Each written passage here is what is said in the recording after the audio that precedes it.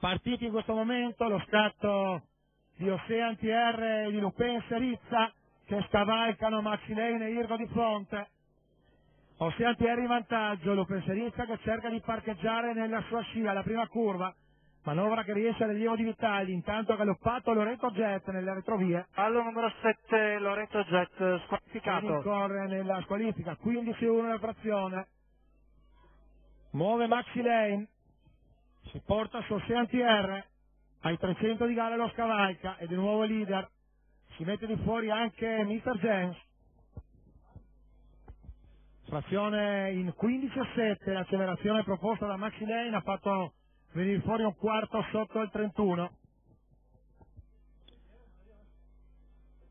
Adesso si va in gruppo ad affrontare l'ultimo chilometro, risale di fuori anche Jerry Pan, 15-7 la frazione, prende la scia di quella al largo, ma Maxi Lane al comando con una comoda di margine che adesso viene recuperata del tutto dall'avanzata esterna di Mr. James.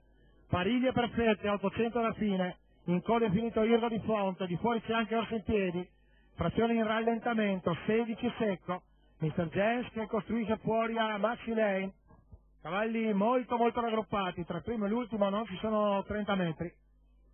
Penultima curva girata in 16-2, le stesse pariglie di 500 metri fa, si spinge in terza ruota Jerry Pan, l'accelerazione di Maxi Lane, sembra provato Mr. James, che però rimane ancora a contatto dei primi, all'interno filtra Ocean TR, ultima curva, addirittura direi in 14-9, ha guadagnato poco Jerry Pan, si stacca in vantaggio Maxi Lane, all'interno c'è sempre Ocean TR, però due lunghetti indietro, addirittura d'arrivo, 14-8 per l'ultima curva, Maxi Lane in vantaggio, finisce bene Jerry Pan al largo, va ad affiancare Ocean TR, ma Maxi Lane si è messo in salvo da tempo, lascia i compagni di team a lottare per la piazza. 1-16-6, il training di Chiaranardi, colore della Megon di Valterone Salmaso, Antonio Roma, con Maxi Lane numericamente l'1 al primo posto, e poi sono in lotta il 3 di Ocean TR all'interno